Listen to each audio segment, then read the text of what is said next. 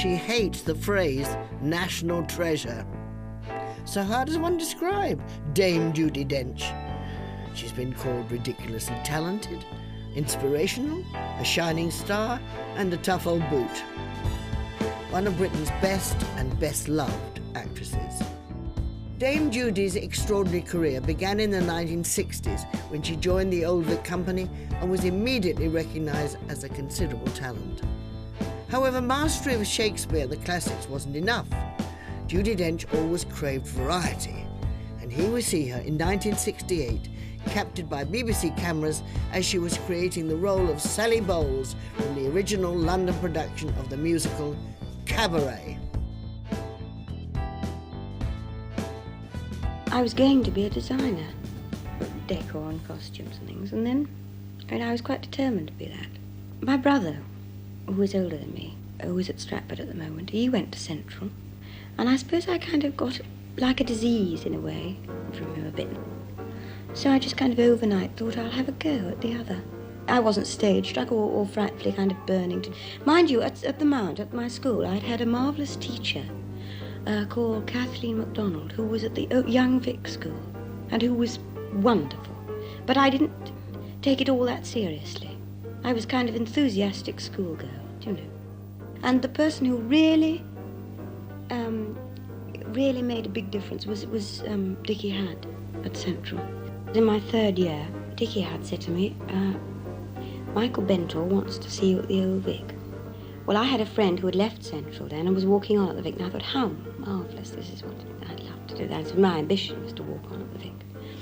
And so I went along and saw him, and he said, now, I want you to learn this speech from Hamlet, of Ophelia. I did an audition, and Michael said, he said, I'm going to take the most enormous gamble. Would like you to play Ophelia in Hamlet. And I just burst into tears. I'm afraid I made a spectacle of myself. And he said, I don't want you to tell anyone there. In fact, I didn't tell anyone for about 6 weeks. It was agony. The younger one is, and the more inexperienced, the less frightened one is. I've never been confident. I really get so frightened that I can't speak before a first night. I get paralysed with fear. But now I'm much more frightened than I was then, 10 years ago. Much more frightened.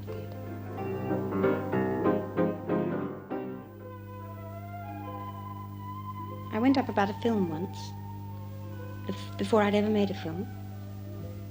And I went into a room, and there were 5 big men there. And they offered me a seat, and nobody said anything. So this time I thought I won't ask any questions. So I didn't. And this man looked at me for a long time. And then he took a cigar out of his mouth, and he said, Miss Dench, you have every single thing wrong with your face. And I got up and I walked out of the room. And that was my first year of acting. And it died hard, I can tell you.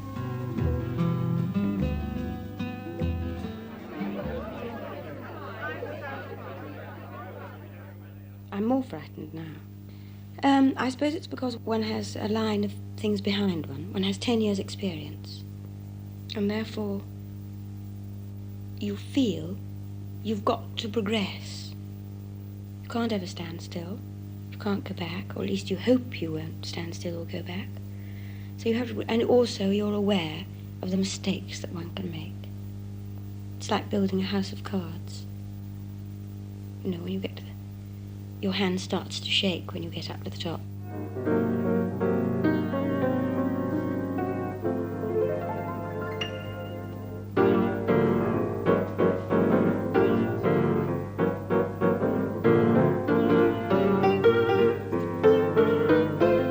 I do like the challenge of something new. I mean, that's why I've always wanted to do a musical, and that's why I want to do it. And everyone kind of says, oh, get you, when they say musical. But I want to have a go. And I want to have a, you know, great big orchestra and everything, and a bit of dancing, a bit of singing, a bit of acting, and chorus and all. I long for that. Because that's a really different thing. Where I thought, oh, do a musical and a great big overture or a strike up. There isn't an overture in Cabaret. It's a long roll on a cymbal. That quest for new challenges would see this acclaimed stage actress surprise everybody when she decided to tackle the TV sitcom with her husband, Michael Williams, in A Fine Romance. The role led to this appearance on The Wogan Show, which kicked off with one of the big questions.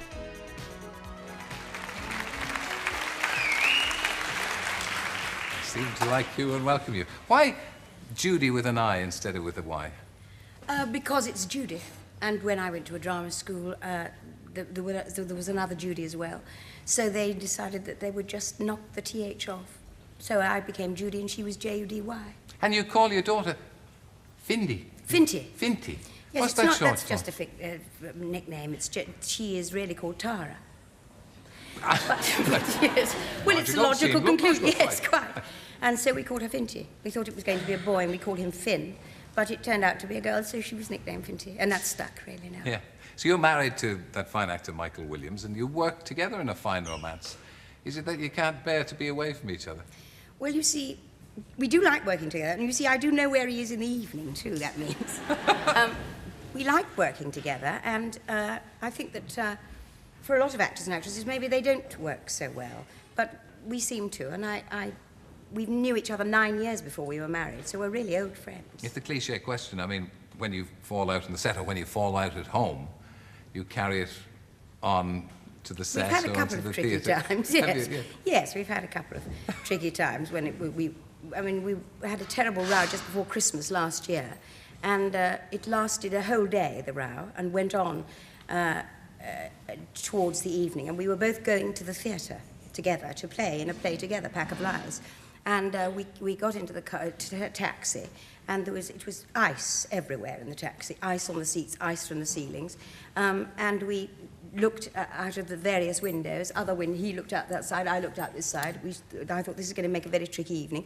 And we came to a traffic jam in Shaftesbury Avenue, and still sitting there and still not saying a word, a woman through the window saw us and suddenly went, "A fine romance," and we took it in turns to go, "Thank you very much." It didn't break till the next morning. Oh, the strain. The strain is terrible, isn't Emotional and thespian. Yeah. Do people expect you to be like the character you play in Fine Romance? They do expect us to be like that, and they think that our lives at home are exactly like it. But I think that it's not at all like us. But I think that the appeal of it, and we certainly had no idea that it would be so appealing, the programme, but is because it is more like real life, in that life is more like having a dinner with somebody and thinking how lovely you are, and you find the spinach on your tooth or the egg all down your front. Yes, it's identification. I mean, yes. How do you feel, though? You're a distinguished Shakespearean actress. That's a desperate cough you have up there, Miss. I know how you feel. Now, a distinguished Shakespearean actress acting in O'Casey, marvellous plays and wonderful reviews, and yet to be best known for a somewhat trivial television Yes, and comedy. a lot of people say to me, "Is this the first job you've had?" So it's very nice to reach an audience who don't want to come and see Shakespeare and don't want to come and see O'Casey, but who do want to sit and see you in there. But you don't feel, is this what all my training has been about? No, I don't. No, I don't. I like it a lot because I like to do something that is the most unexpected thing. And it was, a lot of people say, "Oh, you want to do a situation comedy." And I thought, that's exactly what I want to do. The moment somebody says, "Oh, that's rotten casting for a part. She can't play Lady Bracknell," that somehow is the one thing I want, to want to play it. And when you're playing something comedy like this, they always say comedy's harder to play than serious stuff. Do you find that so? Well, I laugh more doing serious stuff than I do during the comedy. Really? Yes. The serious stuff, when you have to actually be very serious and something goes wrong, I've got myself into serious trouble for that. Many things. In Mother Courage, which is like near 3.5 hours of dragging a cart around the station, not many laughs. About the last afternoon, two of the boys who were playing soldiers, I had to give a drink to, and they used to give me money. And on the last afternoon, because they thought it was so funny, they gave me, instead of giving me the money, they gave me an American card. Express, yes. Yeah. So didn't bat an eyelid about it, but between the two shows, I doctored the drink, so that when they came and asked for the drink and threw it back, they had half water, half vinegar, cider vinegar. And then what was wonderful about it, and why it actually rebounded on me, was that they had to actually come back and say, we would like another drink. They have to say in the thing, we want another drink. And I thought, well, by all means. Here's the next. What about films? Have you don't seem to have done No, I too don't many. do it. Well, I'm not asked to do many. Why not? Well, because I'm not what they want to look at. They just say, oh, But if they get... they're not sympathising with you, they're saying shame, shame. Well, I think that sometimes about films, if you don't go in looking like the person you're meant to look like in the film, people perhaps don't cast you in that part. Whereas in the theatre, you can fool a lot of people a lot of the time. You can look taller in the theatre, and you can do amazing things to yourself that makes you actually not look like yourself at all. And I don't think they like to do that so much in films. But I mean, they like to get you somebody like who what looks... you look like. You have no hang-ups about that. I don't want to even talk about that. Whilst Judi wasn't happy talking about her looks, she was happy talking about acting to Roy Plumley for his 1985 programme, Favourite Things. Nowadays, of course, an actress doesn't work in one medium. Which medium do you think you slot into most easily? The theatre, I think, Roy. I mean, I've been asked this question a lot of times, and it's only now really, having been asked it a lot of times and really thought about it, that I think it is the theatre, only because you get more chances to get it right. Also, there's a tremendous gift of the audience actually coming out of their homes and buying a ticket and coming to the theatre. It seems to me the reward of doing it back to them is very little to ask. So you'd certainly declare that acting is a favourite thing. Yes, acting is a favourite thing, and a wonderful way of communicating. It only once, when we were doing St Joan at Nottingham, for some reason the dress rehearsal was delayed, and we all got ready. We were all ready, made up and everything, and we were sitting in the green room. The sun was pouring in through the window, and I suddenly looked around at all these grown people dressed in knitted chain mail, and I thought, this is absurd. I don't know what I'm doing here. But I have to add also that I loved playing it, and I was very happy in the production. But it was an absurdity suddenly to see these people when you could look out and see the ordinary, sensible people going about their everyday work. Yeah. But you can always accept your own illusion. I can't accept my own, but I hope other people will accept it. And I feel more comfortable when I'm dressed up as somebody else, being somebody else and talking. So I can't make a speech in public. People would say to me, if you would come along as so-and-so and dress up in these clothes and wear a wig and look entirely different, I could perhaps do a speech. But I find it difficult to go along as myself. I don't find this difficult because I'm talking to you as a friend and we're having a conversation. Mm-hmm. But I find the actual business of making a speech to a lot of people painfully difficult. After a strenuous performance, how long does it take you to relax and get back to reality? It doesn't take long at all with me. I find that Michael, when he comes home, he can't actually go to bed at the same time as I do because he's on such a high after it that he has to pad about the house, changing the pictures and pushing the furniture around. But the thing I like best is to do 2 shows and then come back and watch the late-night movie. Vincent Price, I like the, Fall of the House of Usher. I love it. I don't mind how many times I see it. Mm-hmm. But I do find that is the most wonderful way of relaxing. Yes, having done a couple of performances yourself, you now sit down and watch somebody else give one. Absolutely. And have the joy of being able to turn off if I want and go to bed. Or, I'd like to be able to do that sometimes during an evening performance of my own. Mm-hmm. Yes. Dreadful, of course, if somebody walked out of the theatre. That's the one person that you can see. Yes, there was one moment in the Comedy of Errors at Stratford when I didn't have anybody coming to the show that evening, and I was not feeling very much like it. I couldn't get the energy together. So I said to Michael and to Roger Rees and Nick Grace, and I said, I am doing it for the lady. I saw a lady. I am doing it for this lady who was sitting in green on the second row on the right-hand side. And I played up a storm until suddenly we came back after the interval and she left. Oh, no. If you had to say, what is your favourite thing of all, what would it be? It would have to be, if it's allowed, it would have to be that it isn't thing at all, it's people that are the most favourite. Because you know, that thing of sharing jokes or sharing even experiences or sharing a company together or whatever beats anything, really. Beats pictures or everything. This is one of the great things about the theatre, about show business, about the comradeship. I think so. And also very much about actors, because they are not, they're not bothered about colour or creed or age or class or anything. It doesn't really mean anything. There's a kind of universal language, and that's very important. 3 years later, Dame Judi made a return to the Wogan show. She talked about her debut as a theatre director, for which she blamed Kenneth Branagh. Yes. Now, your debut as director in Much Ado for Kenneth Branagh's Renaissance Theatre, was that, that must have been a tremendous challenge for you. Is that something you wanted to do all the time? You've always wanted to direct?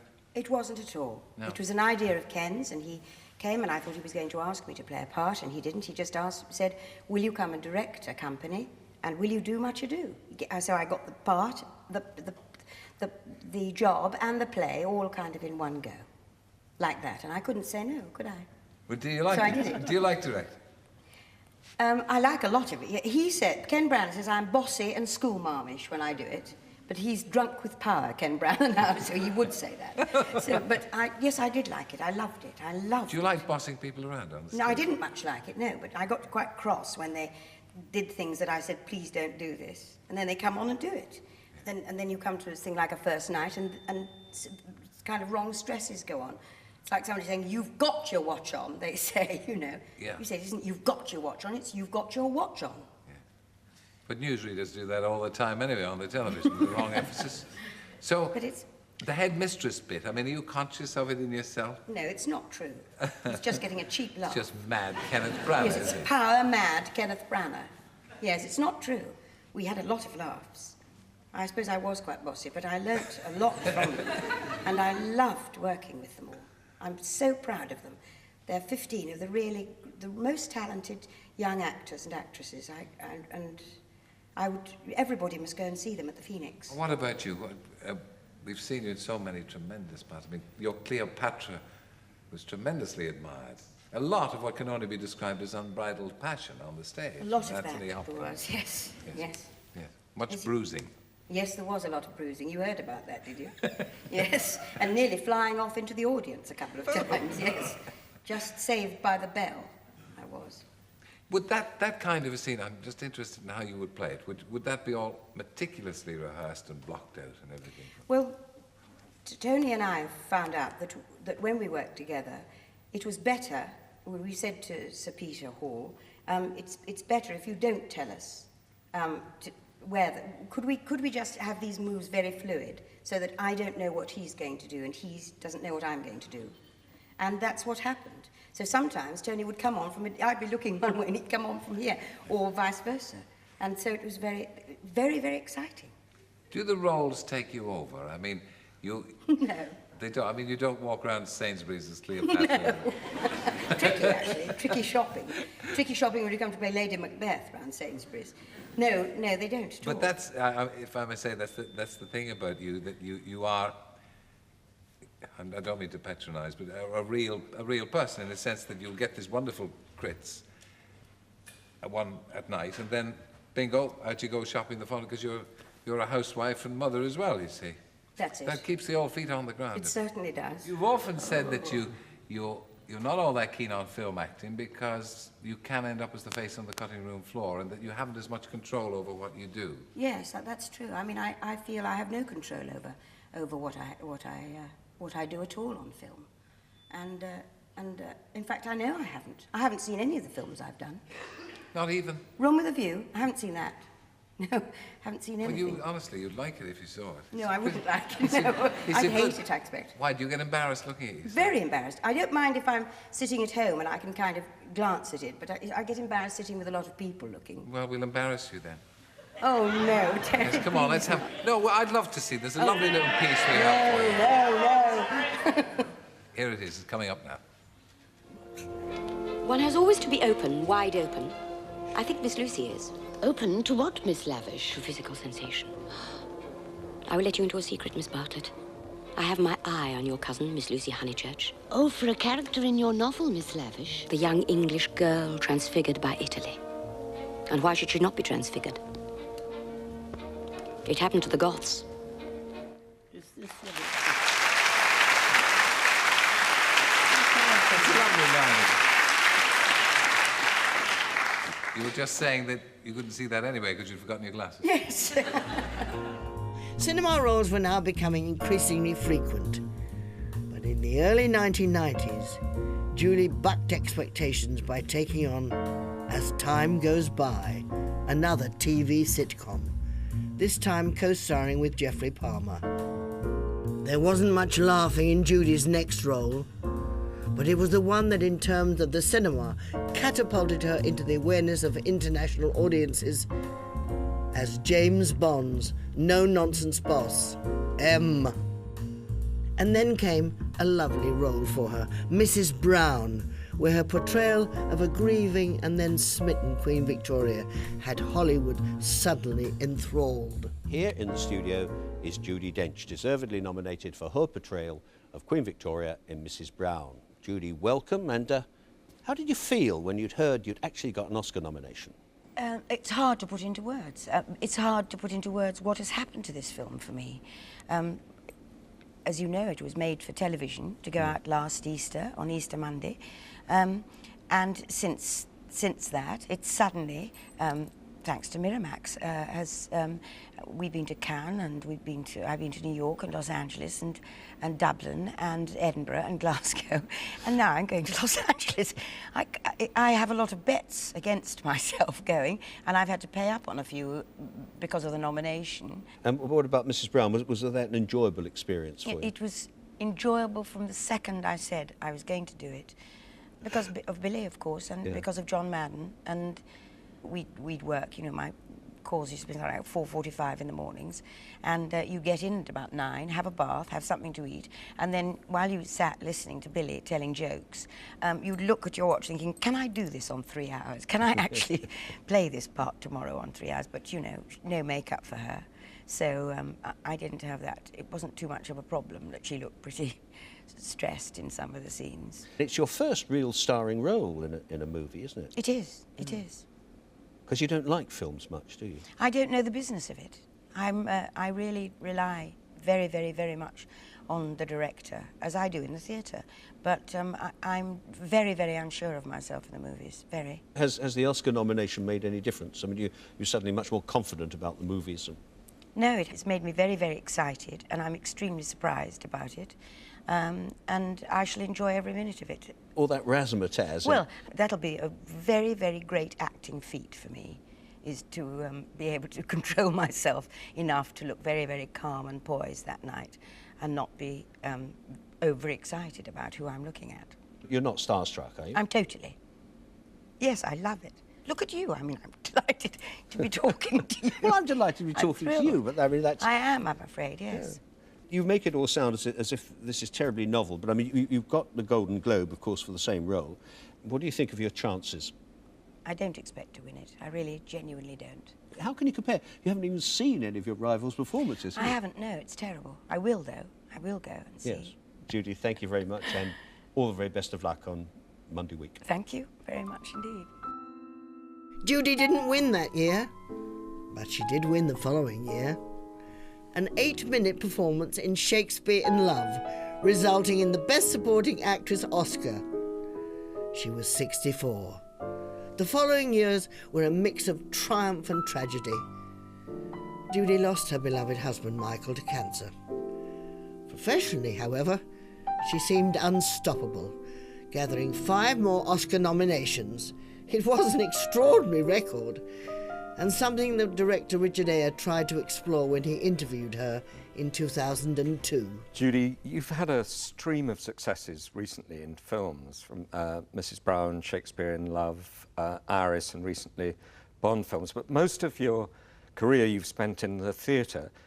And I'd say now that you're at your peak, but you could say that you've been at your peak for 40 years. But do you think you've got better? I absolutely can't answer that question because I have no kind of degree of self-judgment, really. Somebody came round the other night after The Breath of Life and said, "How did you feel about this evening?" I said, "I'm sorry, but that's a question I should ask you, not you should ask me." I think sometimes when actors think that they've given perhaps a good performance, they may have given the worst performance of their lives. I don't think we're good at judging. Why would they have given the worst performance of their lives? Well, I don't think necessarily we're the best people to judge this side of the footlights, for instance.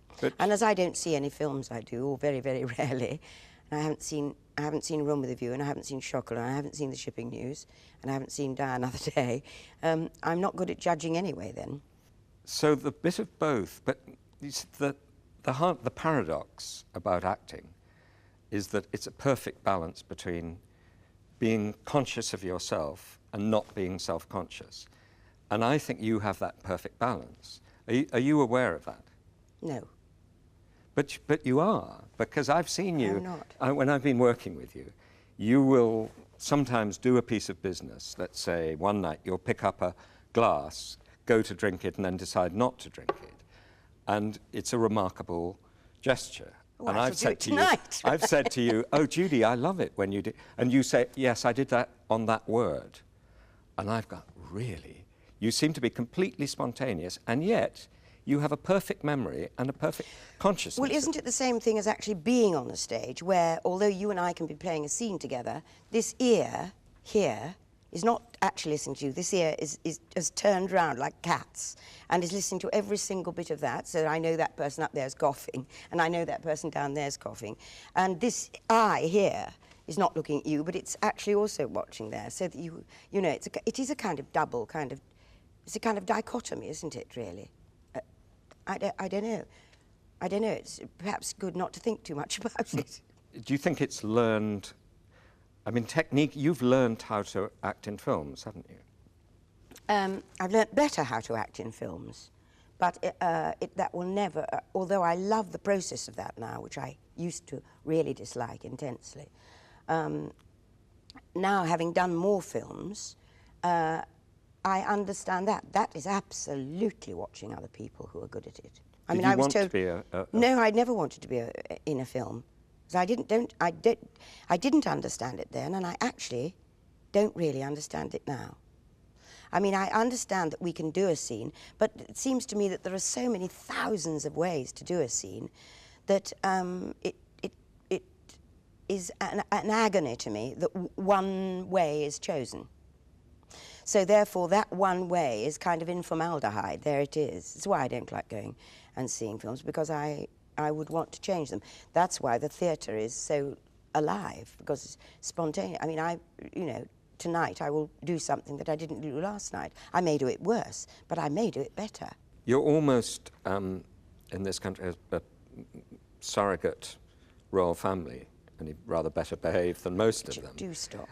But one of the reasons that you have the stated part, because people cast you as queens, you know, Cleopatra. Only 3 queens. Well, 3 queens is enough. Well, 3 queens in 44 years isn't much. Well, it's probably 3 more than most people have paid. But people identify you with a sort of grace, a dignity, and a stoicism, endurance. In some way, they intuit from your performances qualities that you have as a person. I mean, it's not a coincidence that you're the person that the families of the people who died in the Twin Towers asked to read a lesson. Do you have any sense of what it is in yourself? No, I would like them to think I was a firebrand, and you know, I don't like to be thought of as stoic. And you know, I don't particularly like that. I would like to be. It's like I dislike that as much as I dislike being pigeonholed as one thing. I've never wanted to be thought of as one kind of actress. If a part came up, you know, if having played who should we say, Iris Murdoch. Another part comes up of a similar kind of quality. Then I can't do that. Everything in me says no. Do something, be a tightrope walker in a circus. I don't want to have just a particular kind of form of being thought of. I don't like that. But I suppose the paradox for me, who know you very well, is that if people think of you as this terribly graceful, demure, genteel person, the reality is that you're very... I'm certainly not. I'm none of those. Raunchy. Raunchy is a good word. Yes, raunchy. Yes, I mean, there's nothing prudish about you. I hope not. So does anything human disgust you? What makes you? I've heard you say. Small-mindedness makes me very, very angry indeed. And rigidness makes me angry. Rigidity of not ever being able to see beyond what you imagine the boundaries are. That's always irritated me. And I don't like that unawareness of people. When people stand actually much too close to you or invade that kind of area that we all have. So barge, not necessarily physical barging in, but somehow, don't give you just a space of some kind. That's quite important. Your own privacy is very important to you. Yes. I remember Catherine Whitehorn saying that anyone who is in the theatre has no right to a private life. She said it a long time ago, and I thought I couldn't disagree with her more, because I think we show so much of us, in all aspects, because previously having said of sieving everything through you, you actually expose a lot of yourself and you peel a lot of the onion things off. I think you ought to be able to have that thing inside that is just you and that just you know about. But do you think it's part of the prurient curiosity of the public that they want to invade out of fascination? Yes, and they think they know you. People imagine, because they see you in so many things, they imagine that that's what you're like. They imagine that they know you as a person. And that's not so. Apart from having a terrible temper, which I must say you use very selectively, what do you think your faults are? I think I jump to the conclusion about things and people too quickly, but I've always done that, and I nearly always proved wrong. What do you think your faults as an actress are? Perhaps I don't want to say, because that's why, for some reasons, that I can't see my performance on stage, and I don't go very often to see myself in films, because I don't want to come face to face with that. Because I once remember seeing the television of Macbeth and being so desperately disappointed, because I thought that surely wasn't what I was doing. I don't like to. See, there's a very cowardly side of me that I don't want to see that. I don't want to see something that I think was so different. I was appalled. So I thought it can't have been like that. So I thought I won't look at something until a long time has passed. Then I would probably look at it again. Do you think you're vain? I'm vain insofar as sometimes I see a photograph of myself and think, oh, please, that's not me, because I'm this tall, willowy, blonde woman. I am vain then, yes. But vain, I'm not vain in that I'm not vain to think, oh, well, I wouldn't do that because I'm A, prudish about it, or B, it won't show me up in a good light, or C, I won't look good doing it. I don't mind. That doesn't make me in the slightest. So if that's not being vain, then I'm not vain. So it's the highest virtue, and a virtue I think you possess, and the virtue you admire most in others, is that generosity? I do admire that. I do admire that enormously. And I think also, I mean, yes, generosity of spirit, and just generous in order to be able to talk and maybe change your mind about something. Because unless you have that kind of amorphous, you're that kind of amorphous person, then it seems to me that you would come like that to a part and you would say, this is the boundaries of my seeing this part. So therefore, everything that is fed in about you, It's why I don't want to read the play really beforehand, because you hear other characters say something. So that all comes. So it's an amorphous thing all the time. In the theatre, it's always like that. Every night is like this, and every night changes, because you suddenly hear something that you think, oh, I haven't really thought about. I remember on the 100th performance of Antony and Cleopatra, suddenly thinking something, why didn't I think? And then I thought, well, there's just time to do it tonight. Whereas in film, you know, you make the choice, and you still are amorphous, but you make the choice, but then that choice is suddenly bottled. It's bottled, and it never changes. And very, very, very good film actors don't mind about that.